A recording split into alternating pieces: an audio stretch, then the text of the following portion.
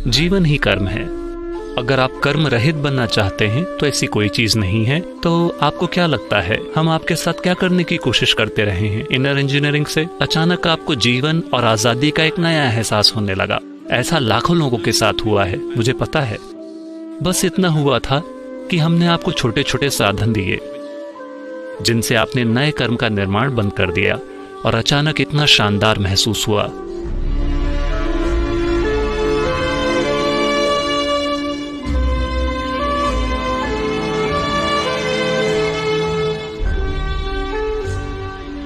इसे देखने के कई तरीके हैं। मैं किस तरह से काम करूं? कर्म यानी, चलिए इसे समझते हैं। कर्म का मतलब सिर्फ दुनिया में कुछ करना ही नहीं है। आप यहां बैठे हैं, आप कर्म कर रहे हैं।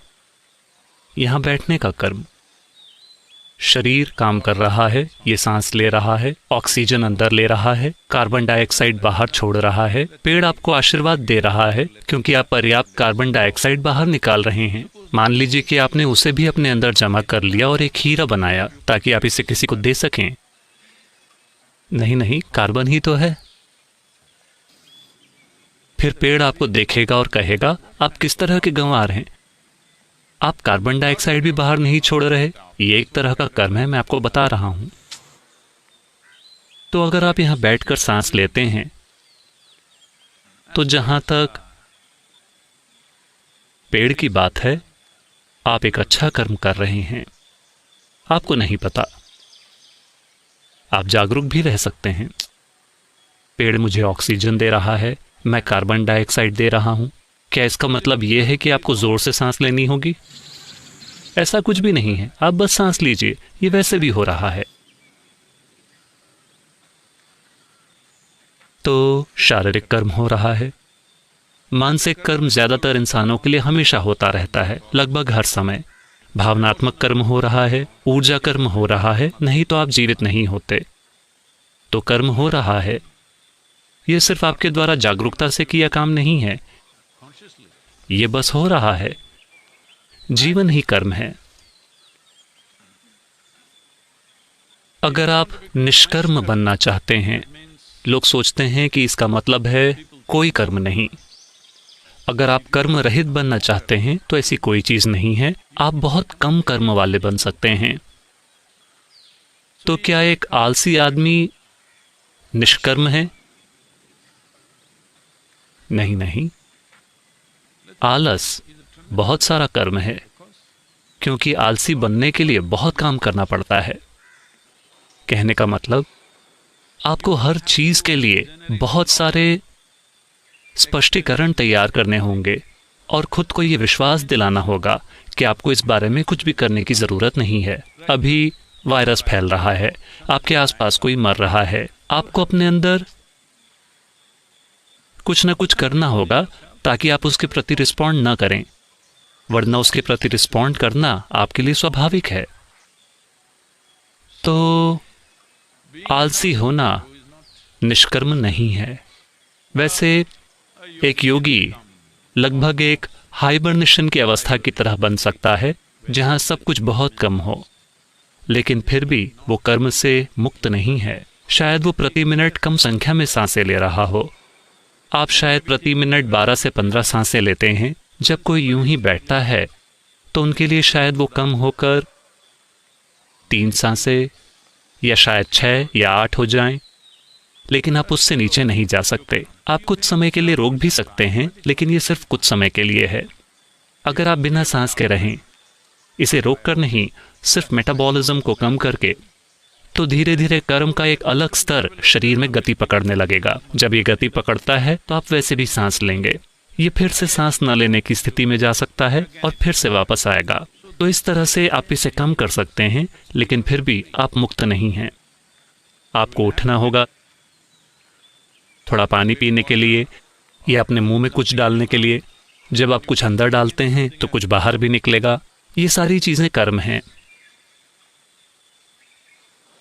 तो इससे निपटने का तरीका क्या है? तो आपको क्या लगता है हम आपके साथ क्या करने की कोशिश करते रहे हैं? इनर इंजीनियरिंग से आपको क्या लगता है कि ये क्या है? ये बस यही है। आप में से कई लोग, आप में से लगभग सभी, जब आपने इनर इंजीनियरिंग ऑनलाइन कार्यक्रम भी किया, आपने अभी भी कोई अभ्यास नहीं सीखा था, या आपने कार्यक्रम के पहले 2 दिनों में हिस्सा लिया, कोई अभ्यास नहीं, हम आपके साथ अभी भी बातें ही कर रहे थे। अचानक 2 दिनों के बाद अचानक आपको जीवन और आजादी का एक नया एहसास होने लगा। ऐसा लाखों लोगों के साथ हुआ है, मुझे पता है। अचानक आप चमकने लगे, इसलिए नहीं क्योंकि आपका सारा पुराना कर्म चला गया, बस इतना है कि उन 2 दिनों में आपने बहुत ज्यादा नया कर्म नहीं बनाया। अचानक ये इतना हल्का और शानदार लगता है क्योंकि आप खुद के ऊपर गैर जरूरी बोझ नहीं बना रहे हैं। तो वो ट्रिक क्या थी? इसके कई आयाम हैं, अभी मैं उन सब में नहीं जाऊंगा।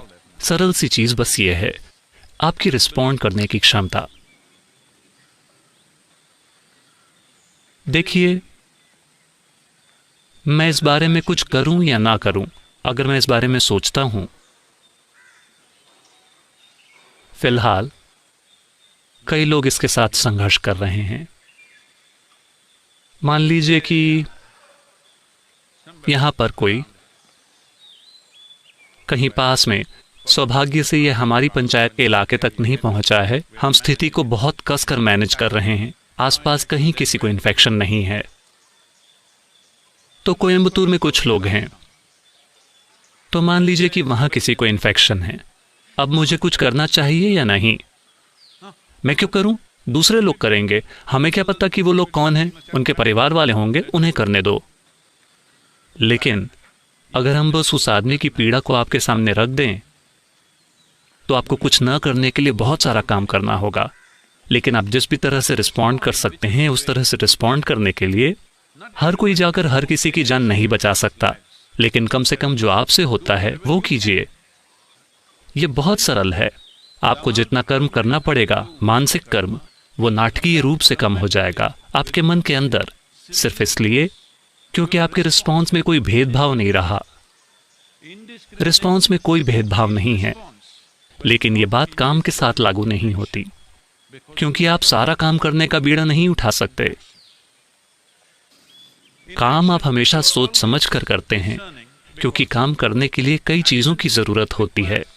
शारीरिक क्षमता, ऊर्जा, बुद्धिमत्ता, काम करने के साधन, काम करने के लिए समय, कई चीजें शामिल हैं। ये सभी चीजें सीमित मात्रा में होती हैं। कोई भी व्यक्ति अंधाधुंध काम नहीं कर सकता। अगर वो अंधाधुंध काम करते हैं तो वो बहुत जल्दी मर जाएंगे, और वो भी बुरा कर्म है। हाँ, यह है, गतिविधि अंधाधुंध नहीं होती, लेकिन हमारा रिस्पॉन्स बिना किसी भेदभाव के होता है। वो चाहे कुछ भी हो। मैं कुछ करना चाहूंगा, अगर हो सकेगा तो हम हर संभव चीज करेंगे। जो नहीं हो सकता, कम से कम हमारा थोड़ा सा इरादा है। सिर्फ उस एक वजह से आप कार्यक्रम में आए और आपको उस तरह की आजादी का एहसास हुआ। लोग मुझसे पूछते रहे हैं, सद्गुरु, योग के अभ्यास के बिना ऑनलाइन कार्यक्रम कैसे काम करेगा? मैं चाहता हूं कि आप जान लें कि शांभवी की दीक्षा के लिए आने से पहले ही आप शानदार महसूस कर रहे थे, सिर्फ इसलिए क्योंकि आपने नए कर्म बनाने बंद कर दिए थे। उन 3-4 दिनों में पुराना कर्म चला नहीं गया था, बस इतना कि नया बोझ नहीं बन रहा है। पुराने कर्म के लिए दरअसल जीवन जीना ही काफी है। यहां बैठकर सांस लेना, जीना, दिल का धड़कना, ये पुराने कर्म के विसर्जन की शुरुआत के लिए काफी हैं। कुछ चीजों को थोड़े और धक्के की जरूरत होती है, लेकिन ज्यादातर चीजें बस यूं ही चली जाएंगी। अगर आप बस यहां बैठकर यूं ही सांस लेते हैं, जीते हैं, दिल खुद ही धड़केगा। आपको कुछ भी नहीं करना है, या आप कर रहे हैं। आप में से कुछ लोग सोचते हैं कि आप सब कुछ कर रहे हैं। जब लोगों की सेहत की बात आती है तो उनके साथ एक बड़ी समस्या है, क्योंकि अब हर कोई एक इंटरनेट डॉक्टर है। उन्होंने बहुत सारी रिसर्च कर रखी है। डॉक्टरों का बुरा हाल है, क्योंकि आने वाले हर मरीज को बीमारी के बारे में डॉक्टर से भी ज्यादा पता होता है। डॉक्टर को कुछ ज्यादा गहरी बातें पता है, क्योंकि उसने पढ़ाई करने में 9-10 साल लगाए हैं, और उसके पास मरीजों के इलाज का अनुभव है, लेकिन ये लोग इंटरनेट पर पढ़ लेते हैं। जैसे ही उन्हें पता चला कि उन्हें ये वाली बीमारी है, उन्होंने पिछले 3 दिनों में इंटरनेट पर मौजूद सारी चीजें पढ़ ली हैं और अब हर तरह के सवाल वे अपने खुद के प्रिस्क्रिप्शन के साथ जाते हैं। मुझे ये वाली दवाई दीजिए, मैं दूसरी कोई दवाई नहीं लूंगा। इस तरह से कई सारे लोग डॉक्टर्स के पास आकर कह रहे हैं, मैं ये दवाई नहीं लूंगा, सिर्फ ये वाली दवाई लूंगा। इन्हें बड़ा पढ़ा लिखा मरीज माना जाता है। बहुत ही ज्यादा पढ़े लिखे मरीज का मतलब है कि आप जिंदगी भर मरीज ही रहेंगे। आपको ये समझना होगा। हाँ, अगर आप जिंदगी भर एक डॉक्टर रहते हैं तो ये अच्छी बात है। अगर आप जिंदगी भर मरीज बने रहते हैं, बहुत पढ़े लिखे मरीज, तो इसका क्या तुक है? ऐसा सिर्फ इसलिए है क्योंकि आपको लगता है कि आप ये कर रहे हैं। टुक टुक आपको करना होगा। आपको चेक करना होगा कि दिल कितनी बार धड़क रहा है। हर कोई एक बैंड पहने रहता है। तो लोग मुझसे पूछते हैं, सदगुरु आपको एक मास्टर चेकअप करवाना चाहिए, ये ज़रूरी है। मैं कहता हूँ क्या? हर साल मैं हिमालय में ट्रैकिंग करता हूँ, मैं तिब्बत में हूँ, मैं कैलाश जा रहा हूँ। यही मेरी मजबूती की परीक्षा है। अगर मैं सफल नहीं होता तो आप मुझे हिमालय में ही दफना दीजिए बस, वरना आप जीते हैं। क्योंकि अगर आप खुद पर थोड़ा ध्यान देते हैं तो आप जान जाते हैं कि क्या हो रहा है। अगर आप पाते हैं कि कुछ गड़बड़ है, फिर डॉक्टर के पास जाइए और उस बारे में थोड़ी ज्यादा क्वालिफाइड सलाह ले लीजिए, वो अलग बात है। लेकिन हर समय चिंता करना, क्या हो रहा है, क्या हो रहा है, ये अपने आप में एक बीमारी है। सेहत के बारे में बहुत ज्यादा चिंता करना अपने आप में एक बीमारी है और ये एक बहुत बुरा कर्म है। इस कर्म का आपके ऊपर एक लंबा असर रहेगा। तो इनर इंजीनियरिंग के पहले 3 दिनों में बस इतना ही हुआ था, चाहे वो ऑनलाइन था या क्लास में। बस इतना हुआ था कि हमने आपको छोटे छोटे साधन दिए जिनसे आपने नए कर्म का निर्माण बंद कर दिया और अचानक इतना शानदार महसूस हुआ। आपने वो छोटा सा होमवर्क किया, ठीक है, छोटा सा होमवर्क। आज क्या क्या हुआ? लिखने के लिए 5 चीजें। सिर्फ उस होमवर्क की वजह से आपने ध्यान दिया कि आप क्या कर रहे हैं और क्या नहीं कर रहे हैं। अचानक बहुत ज्यादा आजादी महसूस हुई। अगर 2.5 घंटे के कार्यक्रम का आपके ऊपर इतना असर हो सकता है, अगर आप थोड़ा और ध्यान देते हैं इस लॉकडाउन के समय में, तो आप सीख सकते हैं कि कैसे कर्म ना बनाएं। बस इतना कि आपके रिस्पॉन्स में कोई सीमा नहीं है।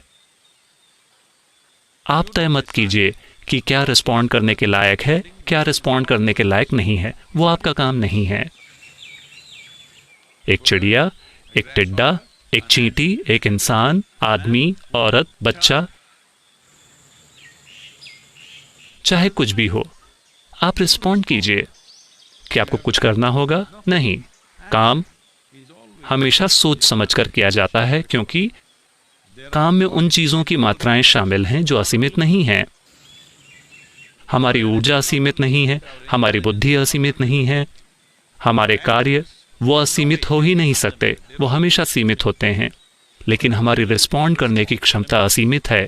ये एक चीज, बस ये एक चीज अगर आप करते हैं तो आप आज कोई कर्म नहीं बनाएंगे, आप बोझ को नहीं बढ़ाएंगे। बस बोझ को न बढ़ाना, आप देखेंगे कि ये मुक्ति जैसा महसूस होगा। आप इस तरह का नुकसान खुद को पहुंचा रहे हैं। आपको क्या लगता है कि जब आप एक बच्चे थे तब आप ऐसे थे? कर्म तब भी आपके पास था, तब भी आपके पास कर्म का पूरा गोदाम था, लेकिन फिर भी आप हंस रहे थे। अब आप ऐसे बन गए हैं। अरे वायरस सदगुरु, वायरस। उससे पहले भी, वायरस के आने से पहले भी ज्यादातर लोग इतने गंभीर दिख रहे थे मानो वो कब्र से निकले हों। हाँ, ऐसा इसलिए है क्योंकि हर दिन ये बकवास इकट्ठी हो रही है, लगातार। हर दिन जो कुछ भी होता है आप इकट्ठा करते जाते हैं, इकट्ठा करते जाते हैं। कुछ होता है, कुछ नहीं होता है। आप हर चीज के लिए अपने भीतर एक झमेला बना लेते हैं और उस झमेले का बोझ वो बस कचरा है। आप एक कचरे की ट्रक की तरह हैं, मैं आपको बता रहा हूं। हाँ, लेकिन अभी लॉकडाउन चल रहा है, आपको कोई नया कचरा नहीं उठाना है। लॉकडाउन के बारे में ये एक अच्छी बात है। आप बस यूं ही आप चुनिए मत। आप हैं ही कौन? आप ये तय करने वाले कौन होते हैं कि कौन सी चीज आपके ध्यान के काबिल है और कौन सी नहीं? जिसने भी ये सब बनाया, क्या आप देख सकते हैं कि एक घास के तिनके को भी उतनी ही सावधानी से बनाया गया है जितने से ये पेड़ या आप या एक हाथी या एक बाघ? एक छोटा सा प्राणी वहां चल रहा एक छोटा सा कीड़ा, क्या वो आपसे ज्यादा सुंदर है? हेलो, आपने हर तरह के नकली रंग लगा रखे हैं। वे खुद ही बड़े रंग बिरंगे हैं। तो जिसने भी बनाया, क्या सृष्टि ने इन छोटे छोटे प्राणियों पर आपसे कम ध्यान दिया है? नहीं। तो फिर आप ये तय करने वाले कौन होते हैं कि किसके प्रति रिस्पॉन्ड करना है, किसके प्रति रिस्पॉन्ड नहीं करना? आपकी रिस्पॉन्ड करने की क्षमता को हमेशा असीमित होना चाहिए। अगर आपको मेरी बात समझ नहीं आ रही है, हम अभी आकर आपको नहीं सिखा सकते। इनर इंजीनियरिंग ऑनलाइन उपलब्ध है। बस इन 3 दिनों को देखिए। पहले 3 दिन, उसमें जो कहा गया है उसे अपने भीतर समाने दीजिए, उसमें भीग जाइए पूरी तरह से। आप देखेंगे कि 3 से 4 दिनों के अंदर आपको लगेगा कि आप उड़ रहे हैं, सिर्फ इसलिए क्योंकि कोई नया कचरा नहीं है। ऐसा ही महसूस होता है। तो कृपया इसे संभव बनाइए। इसकी कोई जरूरत नहीं है कि आप अपने सर के ऊपर कचरे का ढेर बढ़ाते रहें।